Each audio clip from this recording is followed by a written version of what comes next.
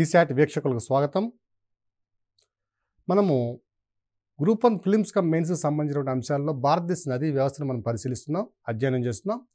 దీనికి ముందు సెషన్లో మనము సింధు నది వ్యవస్థ గురించి కొంత చర్చించుకోవడం జరిగింది. ఇప్పుడు మిగిలిన ఉపనదులైనటువంటి సింధు నదికి ఉన్నటువంటి మిగిలిన ఉపనదులైనటువంటి రావి నదిని కనుక చూసినట్లయితే దీని మొత్తం పొడవు 725 కిలోమీటర్లు అండి. దీనికి సాంస్క్రిట్ లిటరేచర్లో దీనికి ఉన్నటువంటి పేరు ఏమిటంటే Airavati. So it is also known as Airavati in Sanskrit literature. ఇది హిమాచల్ ప్రదేశ్లో ఉండేటువంటి కులు హిల్స్లో రోహ్తంగ్ పాస్ వద్ద జన్మిస్తుంది. రోహ్తంగ్ కనుమ వద్ద కులు కొండల్లో జన్మిస్తుంది. రావి నది హిమాచల్ ప్రదేశ్లో రోహ్తంగ్ కనుమ వద్ద కులు కొండల్లో జన్మిస్తుంది. దీని యొక్క ప్రధాన నీటి వనరు ఏమిటంటే హిమాచల్ ప్రదేశ్లో ఉన్నటువంటి హిమనీ నదాలు. దీని యొక్క ప్రధాన ఉపనదులు చూసినట్లయితే మై ఆర్ బుద్ధ అనేది దీని యొక్క ప్రధాన ఉపనది. మై నది మరియు బుద్ధ ఉపనదులు దీని యొక్క ప్రధాన ఉపనదులుగా ఉన్నాయి. ఇక దీని యొక్క ప్రధానమైన అంశం ఏమిటంటే lower course of Ravi is highly polluted because of industrial influence released from the Pakistan.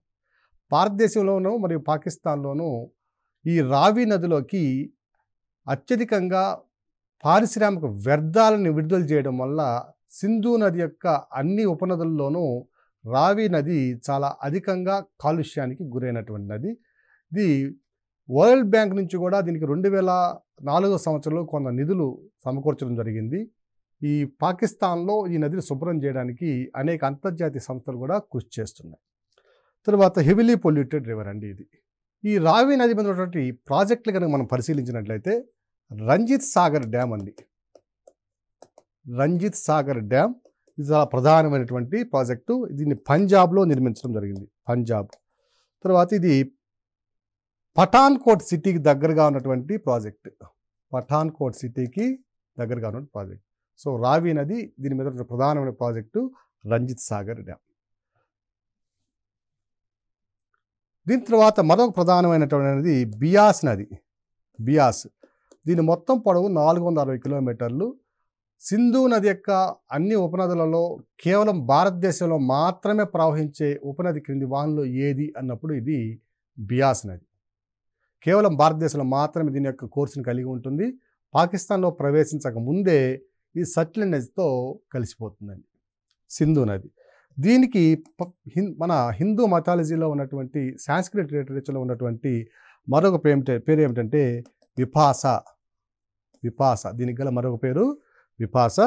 దీని మీద ఉన్నటువంటి బ్రిడ్జ్ ఏమిటంటే హారికే దగ్గర దీని మీద పంజాబ్లో ఒక డ్యామ్ కట్టబడింది. ఆ డ్యామ్ ఏంటంటే పోంగ్ డ్యామ్. దీన్నే బియాస్ డ్యామ్ అని కూడా వ్యవహరిస్తారు. దీని ద్వారా ఏర్పడినటువంటి మన రిజర్వాయర్ ఏదైతే ఉందో దాన్ని మహారాణా ప్రతాప్ సాగర్ డ్యామ్ అంటాం. మహారాణా ప్రతాప్ సాగర్ రిజర్వాయర్ అని కూడా వ్యవహరిస్తారు. ఇది రంసార్ ఒప్పందంలో చేర్చబడినటువంటి ఒక డ్యామ్ అండి. ఇది రంసార్ ఒప్పందం అనేది 1971లో 2 ఫిబ్రవరిన సంతకం చేయబడినటువంటి ఒప్పందము. ఇది చిత్తడి నీళ్ళ పరిరక్షణకు ఉద్దేశించబడినటువంటి ఒప్పందం ఇది. సో ఈ రంసార్ ఒప్పందంలో దీన్ని చేర్చడం జరిగింది. 2018లో దీన్ని రంసార్ ఒప్పందంలో చేర్చారు. తర్వాత మరొక ప్రధానమైన నది ఏమిటంటే సట్లెజ్ నది. దీని యొక్క మొత్తం పొడవు 1450 కిలోమీటర్లు. దీన్ని ఏమంటామంటే సాంస్క్రిట్ లిటరేచర్లో శతద్రుమ్ అంటాం. ఇది టిబెట్లో ఉన్నటువంటి రాకాసి లేక్ అంటే రాకాసి సరస్సు అనే ప్రాంతంలో జన్మించి మానస్ సరోవర్ ప్రాంతం గుండా కూడా ప్రయాణిస్తుంది. మానస సరోవరంకి దగ్గరలో ప్రయాణిస్తుంది. సో సట్లెజ్ నది యొక్క మొత్తం పొడవు 1450 కిలోమీటర్లు. మనము సింధు నది ఉపనదుల్లో మనం మొట్టమొదటి చూసినప్పుడు జీలం నదిని చూసాము. ఆ జీలం నది ఇండియాకి పాకిస్తాన్కి మధ్య 160 కిలోమీటర్ల పాటు బౌండరీని ఏర్పరిస్తే, సహజ సరిహద్దును ఏర్పరిస్తే, సట్లెజ్ కూడా పాకిస్తాన్కి భారతదేశానికి మధ్య 120 కిలోమీటర్ల పాటు సహజ సరిహద్దుగా ప్రయాణిస్తుంది. మన ప్రశ్నలో ఒకసారి గమనించుకోవాలి. ఈ సింధు నది ఉపనదులలో ఏ నదులు లేదా నది భారత్కి పాకిస్తాన్ సరిహద్దులుగా ఉన్నాయంటే 2 నదులు ఉన్నాయి. మొదటిది జీలము, చివరిది సట్లెజ్. దీని తర్వాత మొత్తం 1450 కిలోమీటర్ల పొడవులో 1050 కిలోమీటర్లు భారతదేశంలోని ప్రయాణిస్తుంది. సింధు నది యొక్క అన్ని ఉపనదులలో అత్యధిక దూరం భారతదేశంలో ప్రయాణించే నది ఏది అంటే అది సట్లెజ్ నది. 1450 కిలోమీటర్లకు గాను 1050 కిలోమీటర్లు భారతదేశంలోనే ప్రయాణిస్తుంది. దీని మీద ఉన్నట్టు డ్యామ్ ఏమిటంటే బాక్రా డ్యామ్. బాక్రా నంగల్ అంటాం దీన్నే, బాక్రా డ్యామ్. ఇది బిలాస్పూర్లో, అంటే హిమాచల్ ప్రదేశ్లో ఉండేటువంటి హెచ్పిలో బిలాస్పూర్ వద్ద నిర్మించబడింది. దీని కింద దిగువన పంజాబ్లో నంగల్ అనే మరొక డ్యామ్ కూడా ఉంటుంది. రెండింటిని కలిపి బాక్రా నంగల్ డ్యామ్ అని వ్యవహరిస్తాం. సో నంగల్ ఏమో రిజర్వాయరు, సో బాక్రా ఏమో ఇది హైడల్ పవర్ స్టేషన్, అంటే జల విద్యుత్ శక్తి ఉత్పత్తి కోసం ఉద్దేశించబడినటువంటి ప్రాజెక్ట్ ఇది బాక్రా ప్రాజెక్ట్. ఈ బాక్రా ప్రాజెక్టు ద్వారా ఏర్పడినటువంటి డ్యాము జలవనరులు రిజర్వాయర్ ఏదైతే ఉందో, ఆర్టిఫిషియల్ మ్యాన్మేడ్ రిజర్వాయర్ ఏదైతే ఉందో దాన్ని ఏమంటామంటే గోవింద సాగర్ డ్యామ్ అంటాం. గోవింద సాగర్ డ్యామ్ అంటాం. సో ఇది third largest dam in India, third largest reservoir in India. Govinda Sagar అనేది థర్డ్ లార్జెస్ట్, 3వ అతిపెద్ద రిజర్వాయర్ భారతదేశంలో.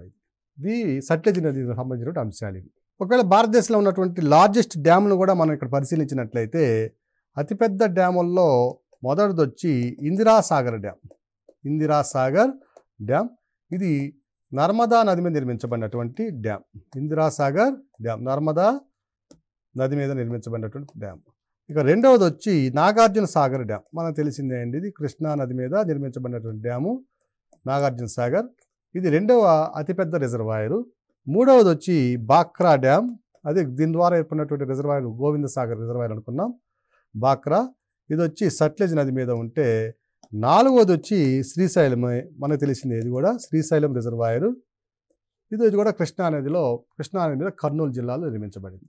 సో ఈ గోవింద సాగర్ డ్యామ్, సట్లెజ్ నది మీద ఉన్నటువంటి గోవింద సాగర్ డ్యామ్ అనేది 3వ అతిపెద్ద మ్యాన్ మేడ్ రిజర్వాయర్. దీన్ని బాక్రా ప్రాజెక్ట్ అని కూడా వ్యవహరిస్తాం.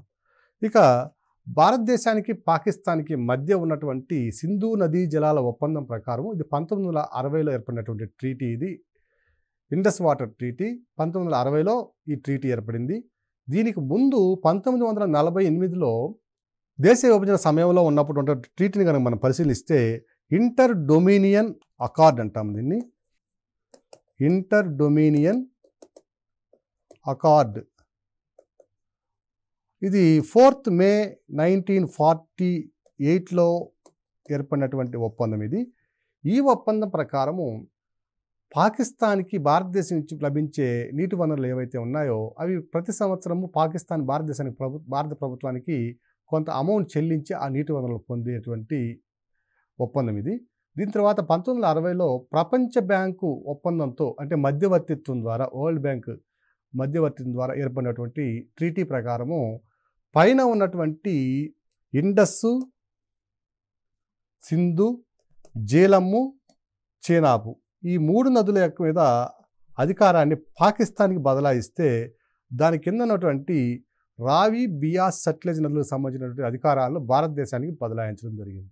సో ఇండస్ వాటర్ ట్రీటీ 1960 ప్రకారము ఇండస్సు, జీలం, చెనాబ్ నదులు పాకిస్తాన్వి అయితే, రావి, బియాస్, సట్లెజ్ దాని యొక్క ఉపనదులు భారతదేశానికి సంబంధించినటువంటి నదులుగా పరిగణించడం జరిగింది.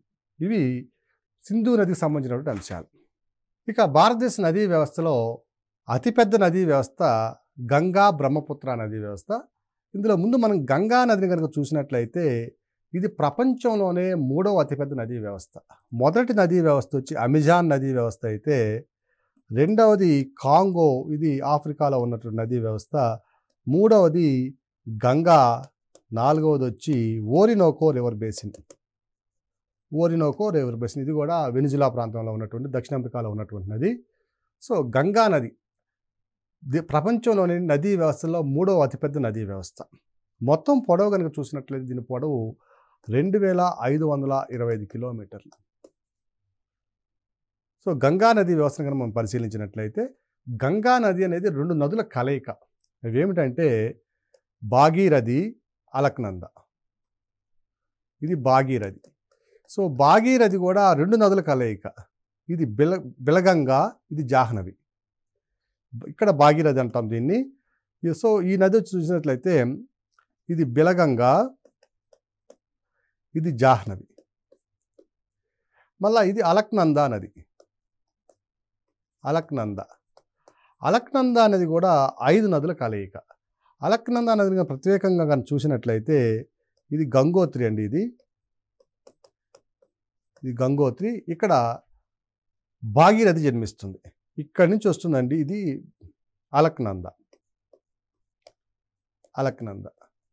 సో అలక్నంద అనేది కనుక చూసినట్లయితే ఇది బద్రీనాథ్ వద్ద జన్మిస్తుంది. దీనికి మొదటి ఉపనది అంటే ధౌళిగంగ, మందాకిని, త్రిశూల్, పిండారి,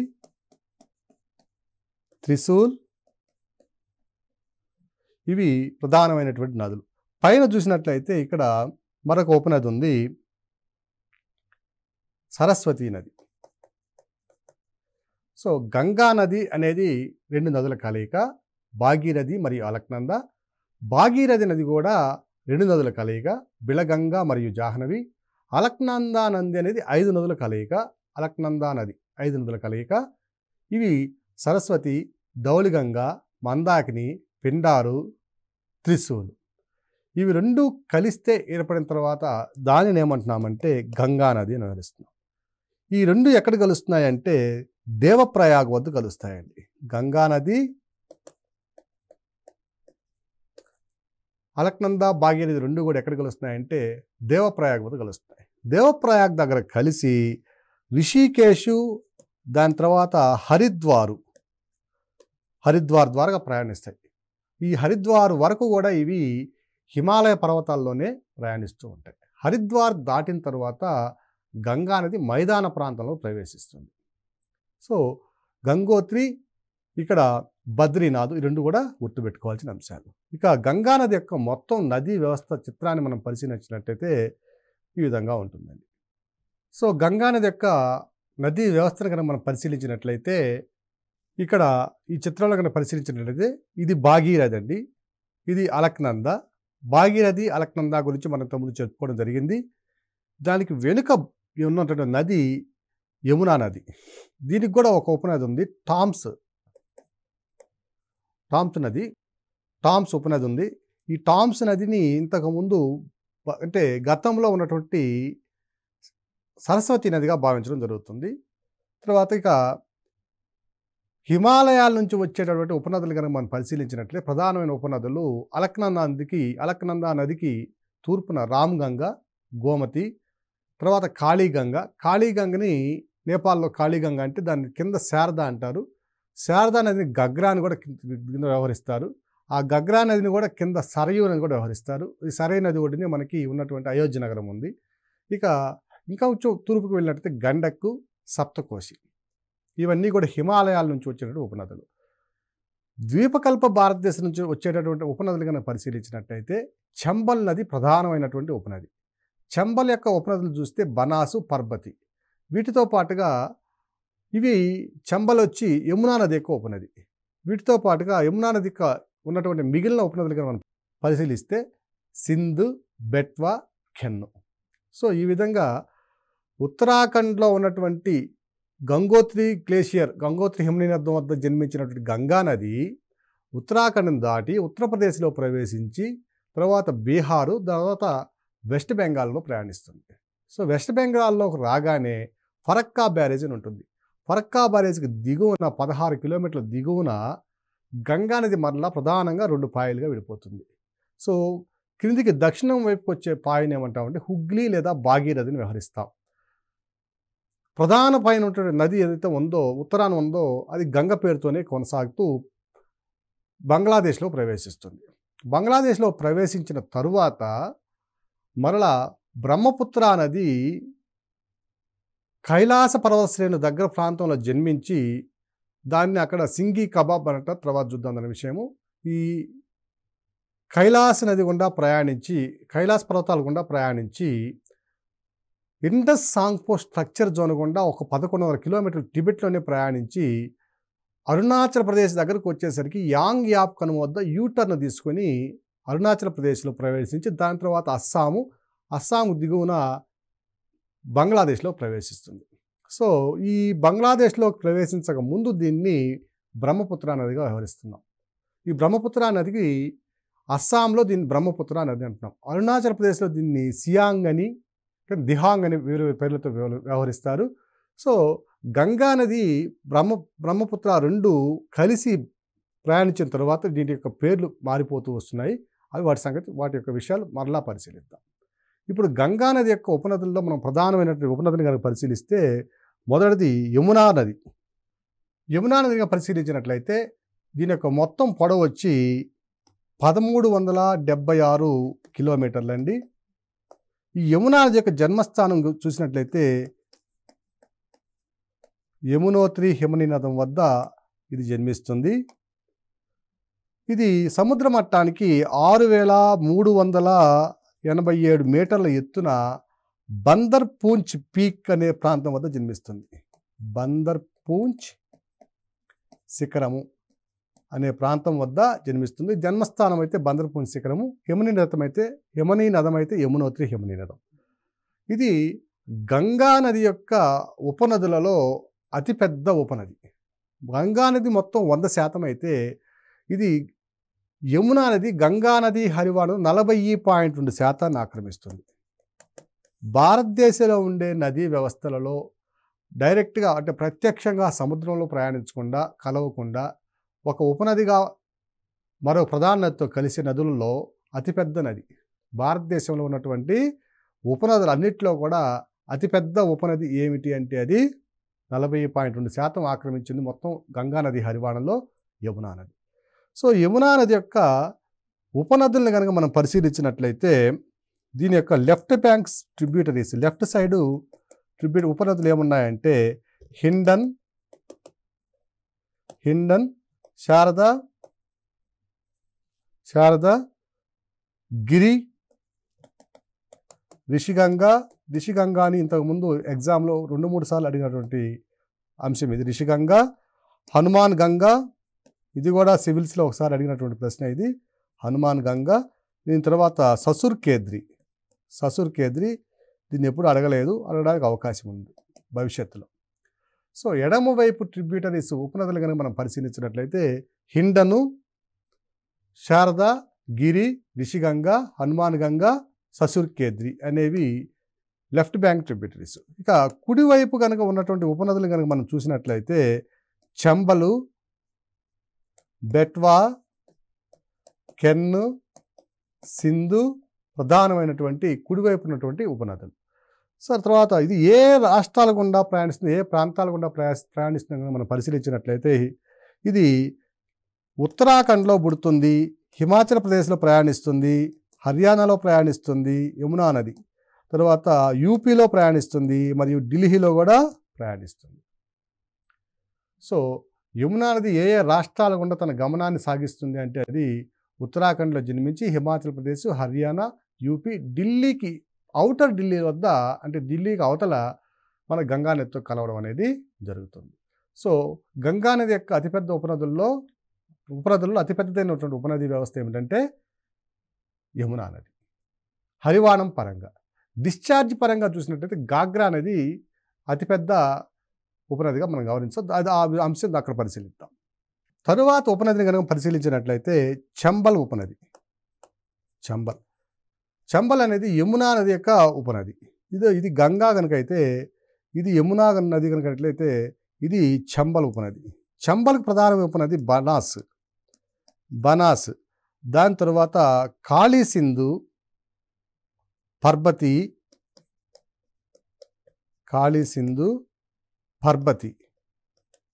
ఇవి చంబల్ యొక్క ఉపనదులు. ఇక చంబల్ విషయానికి వస్తే ఈ నది మాల్వా ప్లేటులో జన్మిస్తుంది, మాల్వా పీఠభూమిలో జన్మిస్తుంది. చంబల్ నది ఏర్పరిచినటువంటి క్రమక్షయ చర్యల వల్ల ఆ మాల్వా పీఠభూమి అంతా కూడా బ్యాడ్ ల్యాండ్ టోపోగ్రఫీగా మారిపోయింది. అంత తీవ్రమైనటువంటి క్రమక్షయాన్ని కలుగజేస్తుంది. ఆ పీఠభూమి ప్రాంతంలో ఉన్నటువంటి సారవంతమైన మట్టి అంతా కూడా కొట్టుకుని పోవడం వల్ల, వాటి క్రమక్షయం చెందించడం వల్ల మొనలు తేలినటువంటి సూదులు మొనలతో కలిగినటువంటి రాళ్లతో కలిగినటువంటి ప్రదేశంగా ఈ ప్రాంతం అంతా కూడా మారిపోయింది. మరొక ప్రధానమైన అంశం ఏమిటంటే, భారతదేశంలో ఇప్పటివరకు కలుషితం కాని నది అంటూ ఏదైనా ఉంది అంటే అది చంబల్ నది. ఇప్పటి వరకు కూడా చంబల్ నదిని పొల్యూషన్ ఫ్రీ రివర్గా వ్యవహరిస్తున్నాం. భారతదేశంలో అతి తక్కువ కాలుష్యం కలిగినటువంటిది, అసలు కాలుష్యమే లేనటువంటి నది ఏమిటంటే అది చంబల్ నది. ఈ చంబల్ నది జన్మస్థానం కనుక చూసినట్లయితే మొత్తం పొడవు 1050 కిలోమీటర్ల పొడవు ఉంటే, దీని యొక్క జన్మస్థానము జనపావో కొండలు. జనపావో కొండలు. ఈ జనపావో కొండలు వచ్చి ఇది మధ్యప్రదేశ్లోని ఇండోర్ జిల్లాలో జన్మిస్తుంది. మధ్యప్రదేశ్లోని ఇండోర్ జిల్లాలో జనపావో కొండల్లో జన్మిస్తుంది. ఇది జనపావో కొండలు అనేవి వింధ్య పర్వతాల్లోని భాగం. సో చంబల్ నది మొత్తం పొడవు 1050 కిలోమీటర్లు. ఇది మధ్యప్రదేశ్లోని వింధ్య పర్వతాలలో ఒక డివిజన్ అయినటువంటి విభాగమైనటువంటి జనపావో కొండల వద్ద జన్మిస్తుంది. మాల్వా పీఠభూమి గుండా ప్రయాణిస్తుంది. దీని యొక్క ఉపనదులు చూసినట్లయితే బనాస్, కాళీ సింధు, పర్బతి. మరొక ప్రధానమైన అంశము, ఇది పొల్యూషన్ ఫ్రీ రివర్గా అంటే కాలుష్య రహిత నదిగా వ్యవహరించబడుతుంది. చంబల్ నది మీద ఉన్నటువంటి డ్యాములు మనం కనుక పరిశీలించినట్లయితే, మొదటిది కోటా బ్యారేజీ. కోటా బ్యారేజీ. రెండవది గాంధీ సాగర్ డ్యామ్. మూడవది వచ్చి రాణా ప్రతాప్ సాగర్ డ్యామ్. రాణా ప్రతాప్ సాగర్ డ్యామ్. నాలుగవది వచ్చి జవహర్ సాగర్ డ్యామ్. జవహర్ సాగర్ డ్యామ్. ఇవి ప్రధానమైనటువంటి డ్యాములు. చంబల్ నది మీద ఉన్నటువంటి డ్యాములు. కోటా బ్యారేజీ, ఇది కోటా పట్టణానికి నీటిని అందిస్తుంది. గాంధీ సాగర్ డ్యామ్, ఇది 1960లోనే ఇది నిర్మించబడింది. దీన్ని రాజస్థాన్కి మధ్యప్రదేశ్కి మధ్య ఉన్నటువంటి బార్డర్ సరిహద్దు ప్రాంతంలో నిర్మించబడింది. రాణా ప్రతాప్ సాగర్ డ్యామ్, ఇది రావత్ బట్టా, రాజస్థాన్లో ఉన్నటువంటి రావత్ బట్టా అణు విద్యుత్ కేంద్రాన్ని నీరు అందిస్తుంది. జవహర్ సాగర్ డ్యామ్, ఇది కూడా రాజస్థాన్లోనే ఉన్నటువంటి ప్రాజెక్టు. ఇక చంబల్ నది యొక్క ఉపనదులైనటువంటి కొన్ని ఉపనదులు కనుక మనం పరిశీలిస్తే, మొదటిది బనాస్ నది. బనాస్ నది మొత్తం 512 కిలోమీటర్ల పొడవు కలిగి ఉంటుంది. ఇది ఆరావళి పర్వతాల్లో జన్మిస్తుంది. ఆరావళి పర్వతాల్లో జన్మిస్తుంది. రాజస్థాన్ రాష్ట్రంలో జన్మిస్తుంది బనాస్ నది. దీన్ని వన్ కి ఆశ అంటారు దీన్ని. సో ఈ నదికి ఎప్పుడు నీళ్లు వస్తాయా అని ఆ చుట్టుపక్కల ఉన్నటువంటి అటవీ ప్రాంతం అంతా కూడా ఎదురు చూస్తూ ఉన్నటువంటి పరిస్థితి ఏర్పడుతుంది రాజస్థాన్లో ఉన్న నది. దీని యొక్క ఉపనదులు కనుక చూసినట్లయితే, ప్రధానమైన ఉపనది వచ్చి దై ఉపనది. దై మరలా మెనాలి, ఈ రెండు కూడా ప్రధానమైన ఉపనదులు. బనాస్ అనేది చంబల్ యొక్క ఉపనది. మొత్తం 512 కిలోమీటర్లు. ఆరావళి పర్వతాల్లో రాజస్థాన్లో జన్మిస్తుంది. దీన్ని వన్ కి ఆశ అంటాం. ఇది కూడా పొల్యూషన్ ఫ్రీ రివర్గా వ్యవహరించబడుతుంది. దీనిలో కూడా కాలుష్యం చాలా తక్కువగా ఉంటుంది. ఇక ఈ నది గుండా జైపూర్ సిటీకి అవసరమైనటువంటి తాగునీటి అవసరాలని ఈ నది సమకూరుస్తుంది. సో జైపూర్ సిటీకి, పింక్ సిటీ ఉంది కదండి, ఈ జైపూర్ సిటీకి అవసరమైనటువంటి తాగునీటి అవసరాలను ఏ నది సమకూరుస్తుందంటే అది బనాస్ నది. తరువాత నదిని కనుక పరిశీలించినట్లయితే, లెఫ్ట్ బ్యాంక్ ట్రిబ్యూటరీస్ని కనుక మనం పరిశీలించినట్లయితే, అందులో చెప్పుకోగలిగిన నది రామ్ గంగా నది. రామ్ గంగా నది. ఇది దోల్తీ పర్వత శ్రేణిలో జన్మిస్తుంది. దూదతోలి పర్వత శ్రేణిలో జన్మిస్తుంది. ఉత్తరాఖండ్లో జన్మిస్తుంది. ఇది యూకేలో ఉత్తరాఖండ్లో దూదతోలి పర్వత శ్రేణిలో జన్మించే ఇది జిమ్ కార్బెట్ నేషనల్ పార్క్ ఉందండి, ఆ పార్కు గుండా ప్రయాణిస్తుంది. జిమ్ కార్బెట్ నేషనల్ పార్కు గుండా ప్రయాణించే నది క్రింది వానలో ఏది అంటే రామ్ గంగా నది. ఇది తర్వాత వచ్చి గోమతీ నది. గోమతీ నదిని కనుక మనం పరిశీలించినట్లయితే, ఇది పిల్బిత్ ప్రాంతం. ఇది కూడా వారణాసి సమీపంలో ఉన్నటువంటి పిల్బిత్ ప్రాంతం, యూపీలో ఉత్తరప్రదేశ్లో ఉన్నటువంటి పిల్బిత్ సమీపంలో ఉన్నటువంటి ప్రాంతంలో జన్మిస్తుంది. గోమత్ తాల్ అనే సరస్సు నుంచి జన్మిస్తుంది. గోమత్ సరస్సు నుంచి జన్మిస్తుంది. నెక్స్ట్ దీనికి ఉన్నటువంటి ప్రధానమైనటువంటి ఒక పాయింట్ కనుక మనం పరిశీలించినట్లయితే, గోమతీ నది అత్యంత కాలుష్యపూరితమైనటువంటి నదిగా మారిపోయిందండి. ఎందువల్లంటే ఇక్కడ ఉన్నటువంటి automobile industries, sugar factories, leather industries వీటి నుంచి వచ్చేటటువంటి కాలుష్యాలు అన్నీ కూడా దీంట్లో డైరెక్ట్గా డంప్ చేయడం వల్ల గోమతి నది చాలా కాలుష్యపూరితమైనటువంటి నదిగా మారిపోయింది. మరొక ప్రధానమైన చూసినట్లయితే గగ్రా నది. దీనినే కర్నాలి అని కూడా వ్యవహరిస్తారు. కర్నాలి ఇది మానస సరోవరం ప్రాంతంలో జన్మిస్తుంది. టిబెట్లోని మానస్ సరోవరం ప్రాంతం వద్ద ఇది జన్మిస్తుంది. దీన్ని లోయర్ కోర్సులో దీన్ని ఏమంటాము, దిగువకు వచ్చేసరికి భారత్లో ప్రవేశించిన తర్వాత దీన్ని శారదా అని అంటాము. తర్వాత ఇంకా దిగువకు వచ్చేసరికి సరయూ అని కూడా అంటాము. అయోధ్య నగరం ఈ సరయూ నది ఒడ్డున ఉన్నది. ఈ గగ్రా నది ఏమవుతుందంటే దీని యొక్క ప్రత్యేకత ఏమిటంటే by volume of discharge it is the largest tributary of river Ganga. Ganga నదికి అత్యధికంగా నీటిని సమకూర్చేటటువంటి ఉపనది గగ్రా నది. గగ్రా నది యొక్క వరదలు కూడా చాలా తీవ్రంగా ఉంటాయి. గండకీ నది ఆర్ గండక్ రివర్. దీనికి గల మరొక పేరు నారాయణి. ఇది కూడా ప్రీవియస్ గ్రూప్ 2లోను సివిల్స్లోను వచ్చినటువంటి ప్రశ్న. గండక్ నది. దీనికి గల మరొక పేరు నారాయణి. ఇది నేపాల్లో జన్మించేటువంటి నది. దీన్నే కాళీ గండక్ అని కూడా వ్యవహరిస్తారు అక్కడ గండకీ నదిని. గండకీ నది యొక్క ప్రత్యేకత ఏమిటంటే నేపాల్లో దాదాపుగా 83,000 మెగావాట్ల జల విద్యుత్ శక్తి ఉత్పత్తి చేయడానికి పొటెన్షియల్ ఉంటే దాంట్లో సుమారుగా 25,000 నుంచి 26,000 వరకు అత్యధికంగా జల విద్యుత్ శక్తిని ఉత్పత్తి చేయడానికి అవకాశం ఉన్నటువంటి నది, పొటెన్షియల్ ఉన్నటువంటి నది ఏమిటంటే గండకీ నది. సో దీని యొక్క ఉపనదులు కనుక మనం పరిశీలించినట్లయితే త్రిశూలి మరియు మాది అనేవి దీని ప్రధానమైనటువంటి ఉపనదులుగా మనం గమనించవచ్చు. తరువాత నదిని మనం చూసినట్లయితే కోశీ నది. ఇది నేపాల్ హిమాలయాల్లో జన్మిస్తుంది. హిమాలయాస్లో జన్మించి బీహార్ గుండా ప్రయాణిస్తుంది. ఈ కోశీ నదికి వచ్చేటటువంటి వరదల వల్ల చాలా తీవ్రమైన నష్టం జరిగేటువంటి రాష్ట్రం ఏమిటంటే బీహార్. సో అందువల్ల దీన్ని బీహార్ దుఃఖదాయని అని కూడా వ్యవహరిస్తారు. బీహార్ దుఃఖదాయని వ్యవహరిస్తారు. గండకీ నదితో పాటుగా అత్యధిక జల విద్యుత్ సామర్థ్యం కలిగినటువంటి పొటెన్షియల్ కలిగినటువంటి నది ఏమిటంటే కోశీ నది. సో బీహార్కి ఎగువన ఉన్నటువంటి నేపాల్ ప్రాంతంలో భారత ప్రభుత్వం కూడా ఈ కోశీ నది మీద జల విద్యుత్ శక్తి ప్రాజెక్టులు 2 రాష్ట్రాలు కలిసి అంటే 2 దేశాలు కలిసి నిర్వహిస్తున్న ప్రాజెక్టులు కూడా మనం గమనించవచ్చు.